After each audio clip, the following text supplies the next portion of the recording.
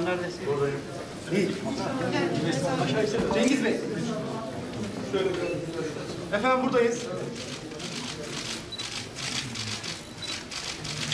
Teşekkürler Sayın Bakanım. Hediye de var. Tamam, hediyeyi de alıyoruz. Orada niye alalım?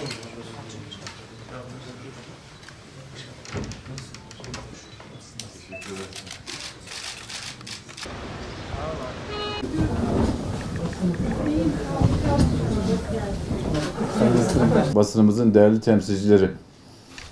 Bugün Doğu'nun incisi, kadim geçmişiyle tüm dünyanın gözbebeği Mardinliğimizde bir dizi ziyaret gerçekleştirmek ve bölgenin daha hızlı kalkınmasına katkı sunacak, sürücülerimizin seyir güvenliğini artıracak, çevre illeriyle bölge halkımızın ticaretine değer katacak Mardin-Midyat yolunun temel atma töreni vesilesiyle sizlerle birlikteyiz. Bu noktada bugüne kadar Ulaştırma ve Altyapı Bakanlığı olarak Mardin'in ulaşım ve iletişim altyapısına yaklaşık 4 milyar lira yatırım gerçekleştirdik. 2003'te sadece 28 kilometre bölünmüş yolu var iken bugün 235 kilometre daha inşa ederek 263 kilometreye ulaştırdık. Şehrimizi Şanlıurfa'ya, Diyarbakır'a, Şırnak'a ve Batman'a bölünmüş yollarla bağladık.